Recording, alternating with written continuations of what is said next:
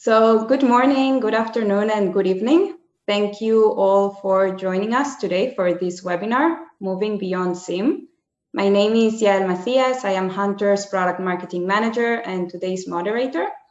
I am happy to introduce you to our speakers today, Omer Singer, who's the head of Cybersecurity Strategy at Snowflake, and Mike Persechini, the VP of Sales at Hunters. Omer Singer is an experienced cybersecurity practitioner who led the development of Snowflake's security program and its security data lake architecture. In his former role, he was one of Hunter's earliest customers. And now Omer leads Snowflake Cybersecurity Strategy as it becomes a best practice data platform for security teams. We're excited to have him with us today to share from his experience, his conversations with customers from Snowflake, and his vision for security teams joining the rest of the enterprise on the data cloud. Last week, he presented together with a customer an exciting webinar organized by Snowflake called Turning the SIEM Model Upside Down. And we're happy to keep this conversation going on with how Snowflake and Hunters integrate security data lake and XDR to get to the next step of the SOC evolution. So welcome, Omer. And Mike, welcome as well. As VP of Sales at Hunters, Mike runs our engagements with our customers across the globe. He has 22 years of cybersecurity experience at companies such as Motorola, Cisco, Mandiant. Welcome, Mike. And welcome both, and thank you for being here. Now, a few quick housekeeping items before we begin.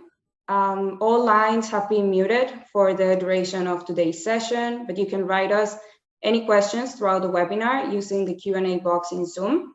Please avoid using the chat since it's better and easier for us to monitor questions from the Q&A box. We will answer to all of them at the end of the session, and if we don't get to everyone or we run out of time, we'll make sure to follow up with you later. And we'll also share the webinar recording with you in the next few days. So welcome everyone, and without any further ado, let's get started. So these are the topics on today's agenda: deconstructing SIEM, the evolution of the SOC, security data lakes and XDR. Then we'll move on to a demo. Then we'll explain how is it that we move beyond SIEM, and as promised, we'll leave some time for questions and answers. So Omer, the stage is yours. Thank you, Yael, and thanks everyone for joining today. Mike and I hope that by the end of this webinar, we will have answered one very important question. That question is, can Hunters on Snowflake replace my SIEM? And this is an important question to answer. We get asked that pretty often by security teams at Snowflake customers that I talk to. And before we can answer it, we should first understand kind of what is the SIEM and deconstruct it. And then we can answer that question of, can Hunters on Snowflake help me to move beyond the SIEM, replace my SIEM, and how? So what is the SIEM? SIEM has traditionally been the center of the security operation, right? It stands for Security Information Event Management, but nobody's job at the company is really event management, right? Or security information event management. Let's kind of deconstruct that, click over to the next slide, and look to see, what do security teams really do with their SIEM? Well, the job to be done, or the use cases for the SIEM, first and foremost, we need to get all the data into one place. It's that data aggregation and storage. And we need to make sure that the data that the security team is going to be working with is normalized, so that if we're looking across different data sources, different data sets, we're able to correlate and to kind of come to conclusions. And that's the threat detection and response part, excuse me, where we have rules to detect problems. If there's something that the security team needs to be aware of, there's a rule. The rule fires an alert, a notification, and the analyst's role is to go in and triage that alert. Basically go in and make sure, okay, I understand the SIEM has generated this alert, but it doesn't represent an issue. It's fine because I know that the person flagged in this alert is supposed to be doing that, so there's no issue. So when we're thinking about a SIEM and what the SIEM does, it's really these main areas around data aggregation, storage, threat detection, and response. But in speaking to security teams, it almost feels like SIEM has become kind of a four-letter word. It's becoming a source of a lot of frustration And that's because the SIEMs haven't changed nearly as much as the requirements of the security operation have evolved. And so if we click over to the next slide, we see a lot of requirements that are evolving as the role, the scale, and the complexity of the security teams are changing. And let's understand what these requirements are that are evolving. The first one is around automation. Automation across the entire life cycle of the security team, from the collection of the data, making sure that data is flowing the way that it's supposed to be flowing, through the detections themselves, connecting the dots and surfacing issues, through validating these issues, enriching them. Doing that all automatically is increasingly becoming a requirement because of how fast things are going, right? We have the move to the cloud, we have DevOps, we have shift left. Everything is moving much faster. We don't have the perimeter we used to have. And so automation is a way for security teams to keep up with all that. And so increasingly that's being seen as a requirement. The scale itself has also changed. And so as security teams need to secure organizations, environments, infrastructure that is on-prem and multi-cloud and leveraging SaaS, we're seeing just an exponential growth in security volume. Data volumes that used to be relevant to maybe NSA and just the largest telcos and banks are now becoming commonplace. And we're seeing customers doing 1 terabyte a day, 5 terabytes a day of security data. And that is a lot of data to get through. It's a lot of data to collect. It's a lot of data to store. And it's also not enough to just keep it for 30 days or 90 days because we're seeing the breaches in the news, like the SolarWinds breach, which was under the radar for over 9 months. And so if the security team wants to be able to go to leadership and say confidently, we were not affected, or we were affected by this breach, but it was limited to this area, they must be able to go and find the entry point that maybe is 9 or 12 months past. And so when we're talking about doing 1 terabyte a day or 5 terabytes a day and then holding it for a year, it's becoming a big data challenge. It's cloud scale. And the requirement is really to be able to deal with it. And you need cloud scale solutions to deal with these cloud scale data volumes and complexity. And going beyond just the scale, there's also this idea that the security team needs to have all of its data unified, meaning it's not enough to say, I have the EDR data, but it's with my EDR vendor. I have my AWS logs, but they're with the AWS log solution. My Azure logs, they're with the Azure log solution. And then I have the SIEM for the kind of more traditional sources. There's a need to be unified because the attackers, they're not going to limit themselves to just the IT admin's laptop, right? If they compromise that IT admin, you can be sure that then they'll go to the SaaS solution and change maybe where emails get forwarded to, right? It's going to be very dynamic. That lateral movement is going to go to a lot of different solutions. And so the data must be unified in order to support proper detection and response. And it's even going beyond that.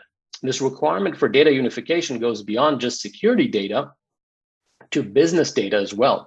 And so if we think about banks, for example, that might be concerned about an insider threat doing some wire transfers, it's not enough for the security team to just be looking at the cybersecurity data, right? They need to look at the business data, or something that's really been recently in the news, this Verkada breach, right? This company that was doing closed circuit video cameras in different customers, and they got breached. Somebody got access to the master admin's account and was able to look into video cameras that were monitoring customer physical offices and some very sensitive organizations like Cloudflare and Okta. And if you think about where that kind of may have been recorded in the data, that's the application logs, right? That's the application itself, which is very relevant to the security team's mission. So this idea that cybersecurity is off to the side and separate from where all the rest of the data is, just doesn't work anymore, and really drives this requirement for unification. And if we have all these different sources and they're all in one place, but they're also very complex and very varied, there's also a requirement to have out of the box, off the shelf security analytics, especially for those kind of areas where a lot of teams are facing them. For example, a lot of security teams might need to secure Kubernetes in GCP. Well, if that's a common requirement, then the security team doesn't want to start from scratch. And there is this need to, like, how do you give me a head start? How do I have capabilities that I can kind of apply and have them ready on day one? And then I'll build the custom stuff, the stuff that no vendor is going to build for me because I know my environment and I know our kind of custom use cases. But having advanced off-the-shelf capabilities are absolutely a requirement.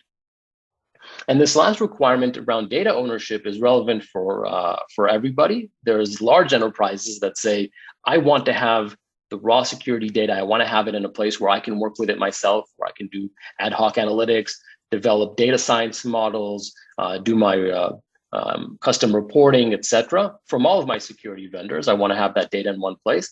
But even smaller teams are going to have this requirement to own their security data. And if they want to fire some of their security vendors and they want to move somewhere else, it's going to be easy because they own the data and they don't want to have their data spread out all over the place across all these different vendors. So that's this idea of data ownership. And these are all pretty new requirements. They're evolving and they're definitely not met by the traditional SIEM. And that's why there is this question getting asked of, okay, can I move beyond the SIEM? Can I do that with something like Hunters and Snowflake? If you click next slide. One thing I would add here, Omer, as well as kind of contributing to the cloud scale requirements and data unification is that we see that the infrastructure a lot of our customers built was designed for data that was predominantly generated on-prem. So it used to be the case that 80% of that data was on-prem. You were fetching about 20% from the cloud. Now that has shifted, where a majority of the data is cloud to cloud. So that cloud scale becomes really a big requirement for them in order to be able to ingest the amount of data that's being generated within their cloud platforms, and also being able to unify that on-prem data set with all the cloud data that now exists within security operations as well. Yeah, absolutely. Absolutely. And I think these requirements are just becoming more acute. They're not going away, for the reasons you just described, right? The environment, it's still, there's still going to be a lot on-prem, but then there's also going to be cloud, multi-cloud, SaaS. And if everything is siloed like that, the security team's job just becomes really hard. It's kind of impossible if you're detecting everything separately. So there is this need to, how do we get everything into one place? How do we break down these silos? And then our analysts are stretched thin. We want to have off-the-shelf analytics. Well, that's just going to become more and more true as the systems become more complex, right? We don't have any analysts with 10 years of Kubernetes experience because there probably wasn't any Kubernetes infrastructure 10 years ago, right? It's hard to stay on top of how do you detect lateral movement or insider threat in all these different environments. And so there's increasingly this need of, can I bring kind of best practices? Can I get some very kind of high-end expertise, whether it's detection rules or machine learning algorithms, et cetera, and just buy them off the shelf and apply them to my data. And that's just going to continue to drive this evolution. Data pipelines are getting more complex, right? To Mike's point earlier, maybe when all the data was generated in the data center, it was relatively easy to point all the firewalls at some syslog listener, and then you kind of have them. When more and more of the data is being generated outside of the data center, the data pipelines become much more complex, and you have more sources to integrate. And all these integrations, it's not something that you can do once and then fire and forget, right? These data pipelines are things that you need to manage and maintain and keep an eye on it. There's really nothing worse than identifying an incident, going to investigate, and then finding out, oh no, the log collection was disrupted a few weeks ago when we actually have a blind spot here. So that's becoming more and more critical. And finally, this idea of a license model that prevents you from collecting all the data. I mean, this is something that I think everybody's struggling with. It's more of a symptom of traditional architectures being kind of attempted to be used for more modern and that very verbose infrastructure and logging. But this is still very common. And even with some of the kind of SIEM solutions that the big cloud vendors are putting out there, they'll still charge per gig and force kind of this trade-off. and picking and choosing which data sets. And so we really want to move beyond that while still meeting the requirements that we have, which were kind of the reasons why we had SIEM in the first place, right? Because we do have to collect the data and centralize it and have detections and the ability to investigate.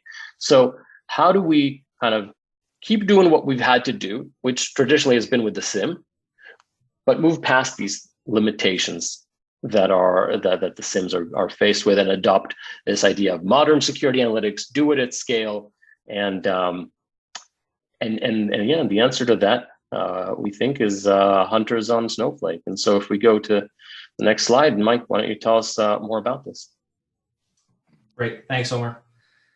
So I want to start here by just talking about how we've helped our customers adopt this modern data platform and threat detection and response on top of it. And so we're indicated it starts with unifying the data. And it's not just unifying the security data into a common data lake, but also unifying the data with other organizational business data. So you can open up use cases that previously just weren't available to you.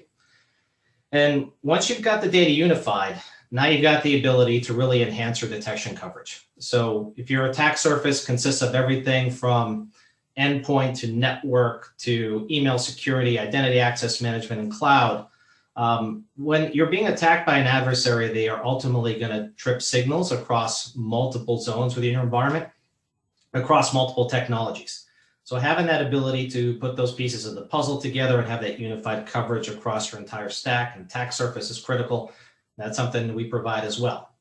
And then a byproduct of all of that is it makes incident investigation much easier. When you've got all the data in one place, you've got an intelligent system that's providing some level of automation and telling you what's important, you can perform investigations much more quickly and really close that dwell time from the time that you're at some indicators of an attack until you really determine what's happening and how you should be responding to it. When it comes to the mechanics of how you implement this type of solution, and this is a high-level architecture diagram, but essentially it starts with the data. So you've got on-prem sources, you've got cloud sources, they all have different ways to connect to it. Hunters has provided a very flexible data ingestion model where if you can point the data to us or push the data to us, we can ingest it. We don't require you to write your own parsers or maintain APIs or build your own normalization. All of that done is automatically within Hunters. So once you've provided us access to the platform in our SaaS solution, we will write the data into Snowflake. We will start running our detections and investigation against the data set as well. We will correlate, and then we will apply a threat score to the events as well. And those then can get escalated to an analyst.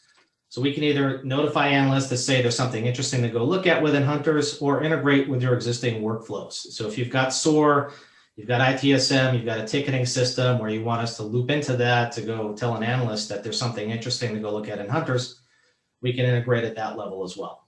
Yeah, and Mike, I want to point out kind of at the center here where it says the data lake or the data platform, which in this case is Snowflake.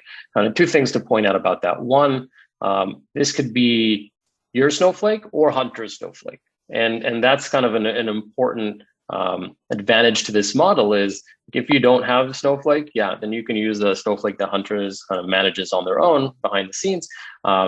But you can also bring Hunters to run on top of your Snowflake, which means that you control all the data. You can easily join it with your other data sets, but all these capabilities, the integrations, the detections, the analyst experience, and all that kind of come to your data platform. And then the second thing, and what you kind of get from that, is that Snowflake has a very unique architecture that was designed for the cloud to take advantage of the elasticity of the cloud. And that's why this is a solution that really does remove a lot of limitations and does let you have this kind of unified data. Because when Hunters loads this log data into Snowflake, that's going straight to cloud native storage. So in AWS, that's going straight to S3 buckets, which cost you $23 a terabyte a month. And Snowflake automatically compresses the data. So you could be looking at least 5 terabytes for $23 a month, right? That's the storage cost, which means you can go up into the petabyte scale. And we do have customers with petabytes in their security data lake and still have that be affordable, be able to hold that for a year. So really removing limitations around how much data can be collected and how long it's kept. And then because Snowflake's architecture also allows for the separation of storage from compute, means when you're not working with the data, you're not paying for the compute. When you have an investigation, you have a suspected incident, and you want a lot of compute power, you can have it because it's just kind of sitting there waiting for you, but you're only paying for the seconds that you use it. And the minute that the investigation wraps up, team goes home for the day, you stop paying for that. And so it ends up being very cost effective, a lot of power when you need it, and no cost when you're not using that compute. And so that is a fundamentally different architecture, which is why we can say, look, a lot of these limitations from these more traditional solutions just don't exist when you're talking about this kind of architecture. Yeah, great points. And then getting into some of the ecosystem of integrations and data connectors that Hunters has natively, and this is not an exhaustive list of all of them, but just some of the more common ones we hook into.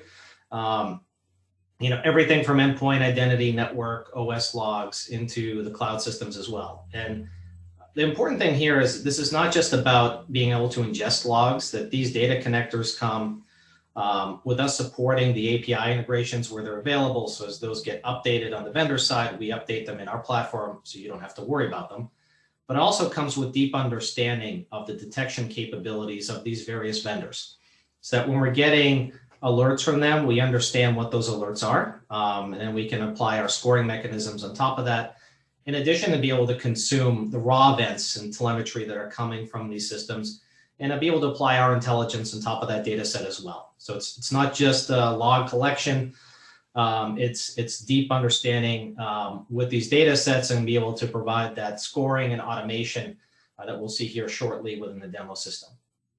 Really, and Mike, in terms of the integrations, do you also support on-prem sources like Windows Server logs and things like that? Yes, yeah, exactly. So anything on-prem that can be forwarded up into our cloud environment through some on-prem forwarders, we can ingest as well and analyze those logs. Exactly. Great. Yeah. And getting into a customer use case and how we're able to drive, some of these outcomes with our customers. This is a pretty common use case we see with customers where they're being asked to cut costs, automate, use their people resources more wisely, but yet for compliance reasons, be able to keep the data longer, and also having to add some capability around threat hunting. So with this customer who was in retail, they needed to break the security data silo. They needed to have their data centralized and also joined with the rest of their organizational data. They had not a large SOC or large team of security analysts, so they really needed to automate as much capability as they could for their tier 1 folks. So they're really focusing their efforts on the things that are important that really were providing a level of risk to the business. And they needed to do some threat hunting across that data set as well. And with our joint solution with Hunters and Snowflake, we were able to take their existing SIEM solution, remove it, and reduce their cost by 75%, while also tripling their data retention. And on top of that, there was room for them to add some hunting capability within their own team, but also leveraging some expert services that Hunters provides as well. So with our software subscription, we provide the option for customers to have access to our threat hunting experts so that within the system, if you're investigating something and you need help, or you've got questions on how to hunt for specific indicators, or you're concerned about a specific threat actor and you want to know what to go look for to see if there's any indicators in the raw data, we provide that level of service with our solution as well.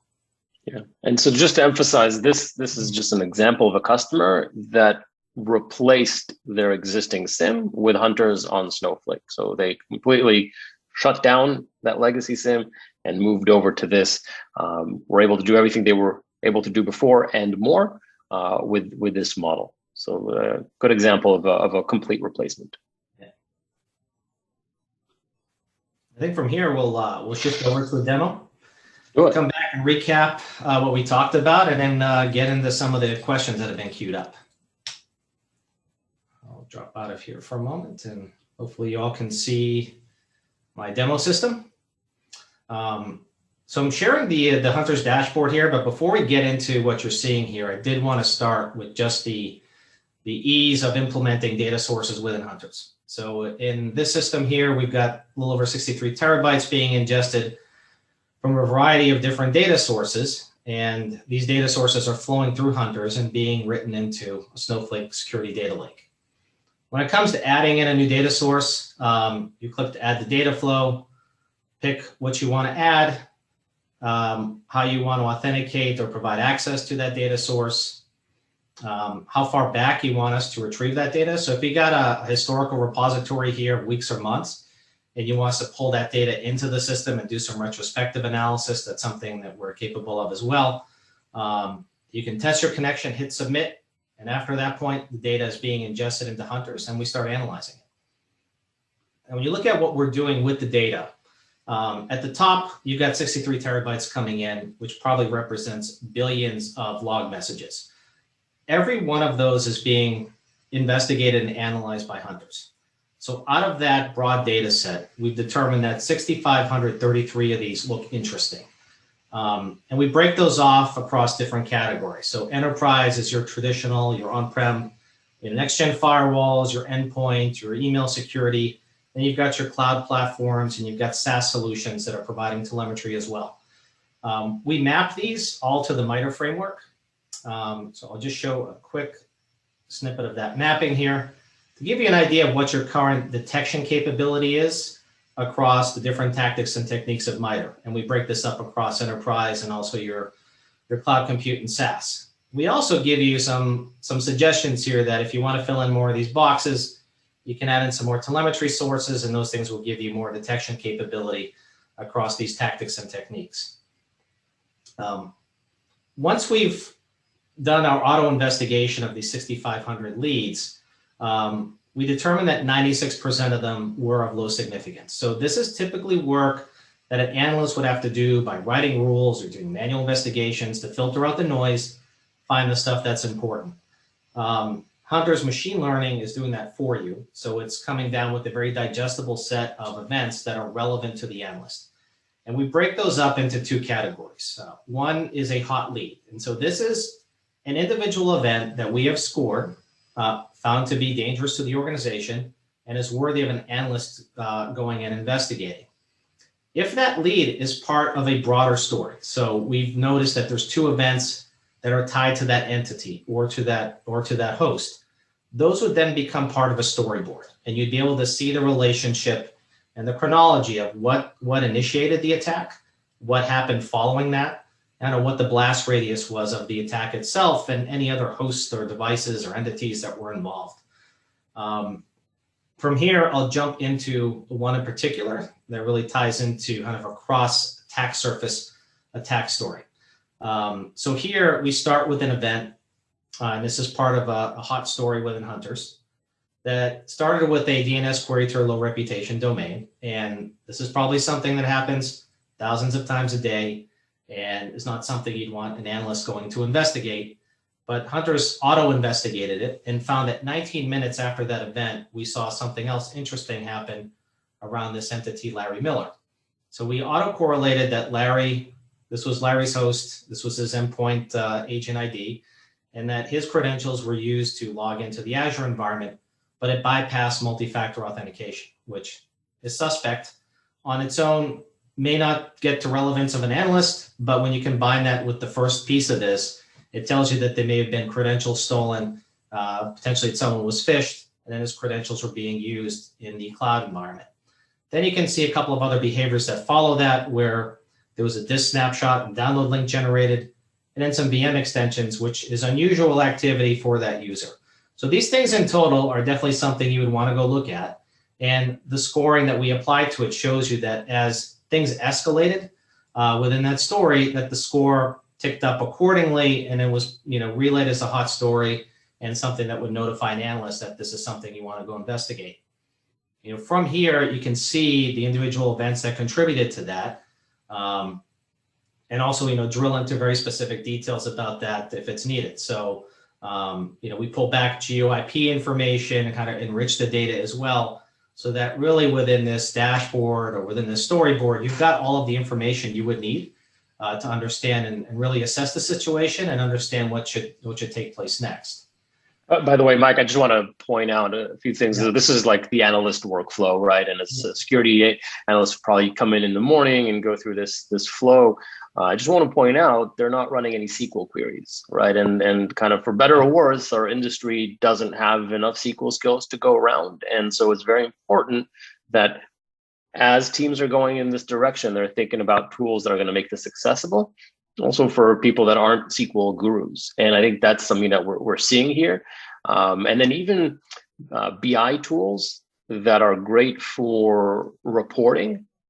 When you're looking at this kind of investigation and how you had to drill down and you were kind of pivoting and you can see all the details that were pulled in and maybe like pivot across them, that kind of interactive investigation is something that you really want a purpose-built tool like this to facilitate, rather than trying to use kind of the either SQL queries in a Snowflake worksheet or a BI tool. Like this is what's going to let a team to be successful with this approach.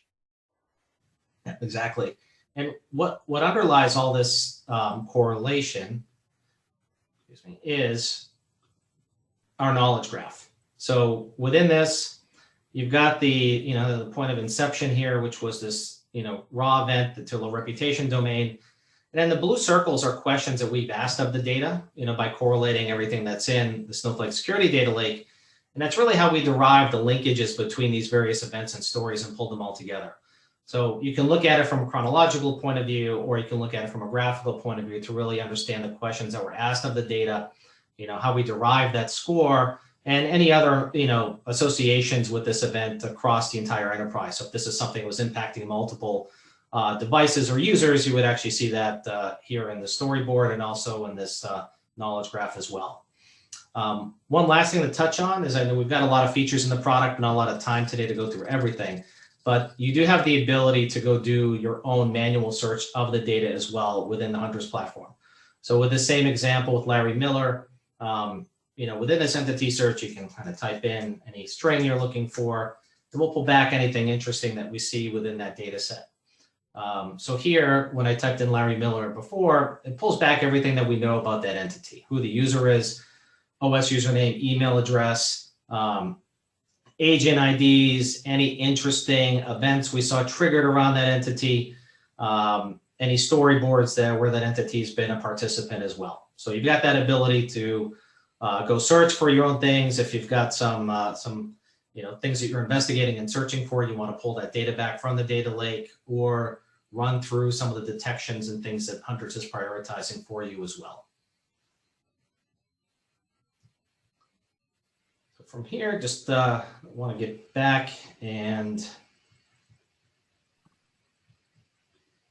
kind of wrap up the talk track here. So I think that with some of the topics we've covered today, and you look at the ability of what our joint solution provides you, that it's going to give you and really an evolution with how you run your SOC and how you manage your security data.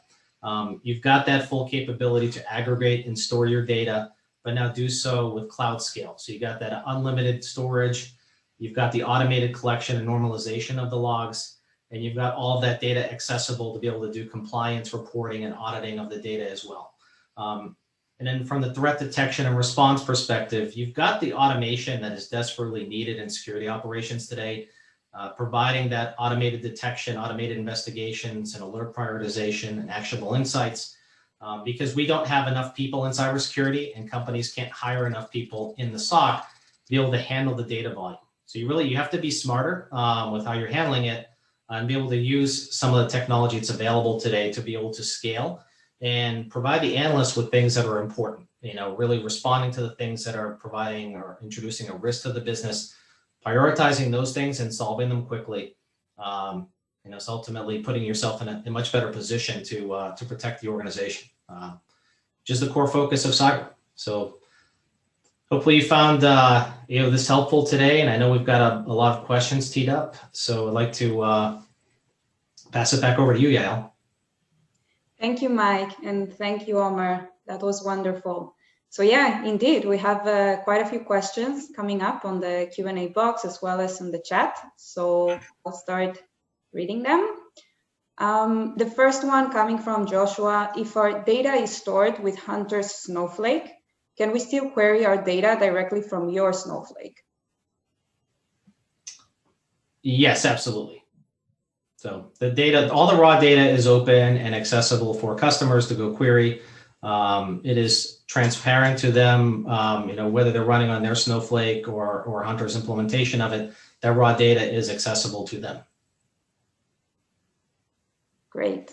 We have another question from Michael. Can you still address compliance use cases where cost-effective storage of long-term telemetry is required while maintaining chain of custody and non-repudiation? Yeah, I'll take that one because I had to answer it when I was kind of running Snowflake's security program, and absolutely we needed to meet that requirement. And as Snowflake, all of our security data lives in our Snowflake, and so the way that we kind of address those concerns is through the very detailed logging and RBAC control. So we made sure that the way in which these logs are stored is controlled by roles that cannot modify it, only can read from it, and then that we are tracking in great detail any kind of activity, whether it's being queried or whether any changes are happening, so that we can show ourselves and show any auditors, look, this stuff is controlled, it's locked down, nobody's tampering with these logs, and here's an audit log to prove it. Great. We have another question here from Ashok. If I have Splunk, which collects log sources, can you access that data directly, or do I still need the Snowflake data lake? So Hunters can take in a feed from a Splunk forwarder to ingest the data that way, from an analytical perspective. And Hunters backend data lake is running on Snowflake. Now, there's some benefits we've seen for customers that are running both, and that they're looking for ways to either migrate over time to a centralized security data lake, or they want to utilize Snowflake for long-term data retention as well. So there's benefits in feeding off of kind of a log aggregator into Hunters and ultimately getting that data into Snowflake, for that long-term retention gain, and also for things for compliance and incident response as well. Yeah, and I'll just add to that. I mean, hopefully Mike and I successfully made the case today that you can replace your SIEM with this stack, but at the same time, you don't have to. And we do have customers that have invested a lot in their Splunk, and they find it works very well for certain use cases, and they want to keep using it, and that's awesome, right? But then there are other use cases which are maybe better served by XDR on a security data lake, and then they can have kind of both and use the right tool for the job. So that's definitely an option. We have another question here that came via the chat.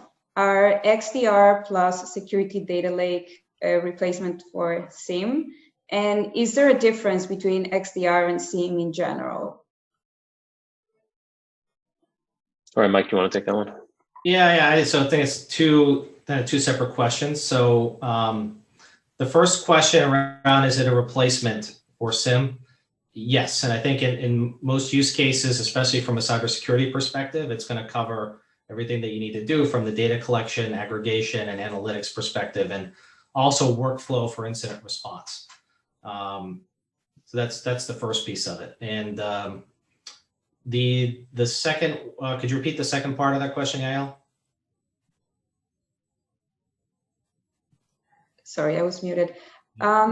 Is there a difference between XDR and SIEM in general? Yes, I think the terminology XDR gets used quite a bit. I think when you look at the core function of XDR, it's unifying the attack surface into one threat detection and response platform. So I think that automated ability to understand the data sources, link attack stories together, score and prioritize those is the problem XDR is trying to solve. And I think it's different. It's more of an analytics-based approach, to the data and prioritizing the stuff that's important for the SOC analysts. Yes, there is some overlap there, but I think that the problems that they're trying to solve are different. fundamentally.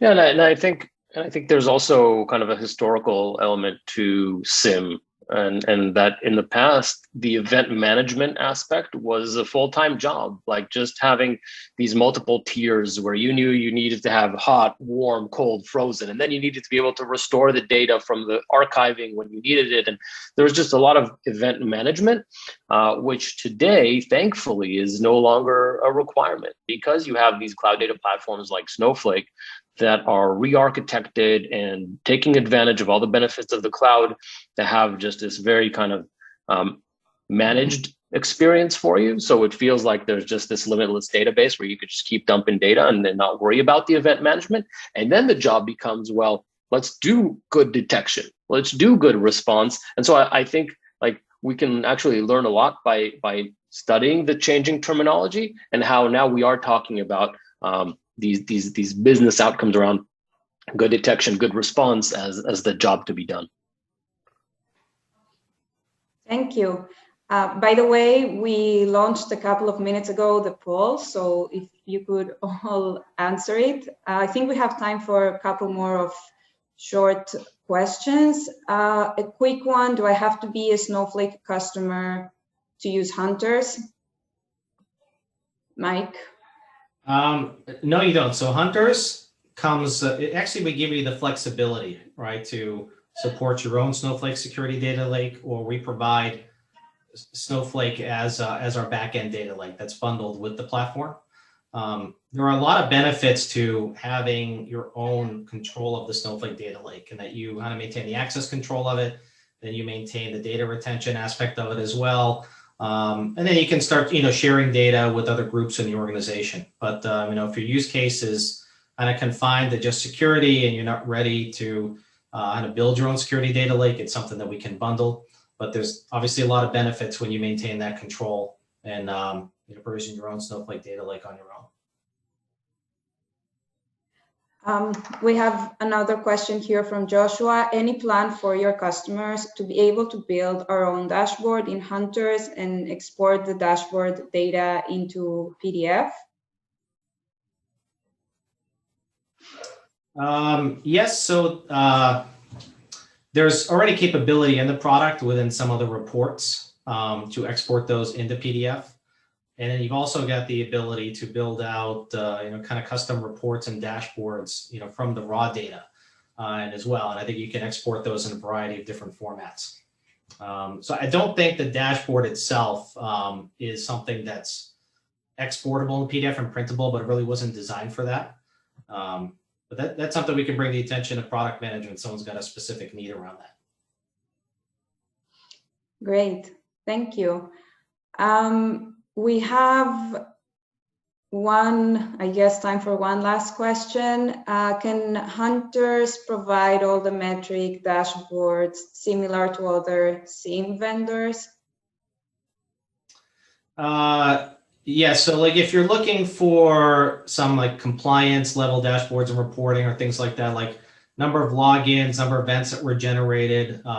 We didn't have time to dive into reporting capability today, but that is something that we can also provide, and those are fully customizable for the customer. Yeah, and in addition, we're seeing that teams are having a lot of success with taking the raw data and building BI reports on them, usually with the help of the data team. And there's a lot of power in that, because if you have like a Tableau report, you can have the CISO, leadership, VPs of different departments each have visibility into overall progress for the security program, how their department is doing, and what are things that they should be improving on. So I think the open nature of this stack lends itself to data democratization and self-service reporting in ways that just the SIEM by itself could not. Okay, and now really one last question. Can I craft my own correlations analytics? Should be a straightforward one. Yes, so we've recently added capability to create your own detection rules. So there's a couple facets to that. Is one, you can bring your own threat intelligence into the platform and be able to look or match those indicators across the data set. And second is be able to create your own, either augment the rules that we provide out of the box, change the threat scoring of those or ignore them completely, or build your own.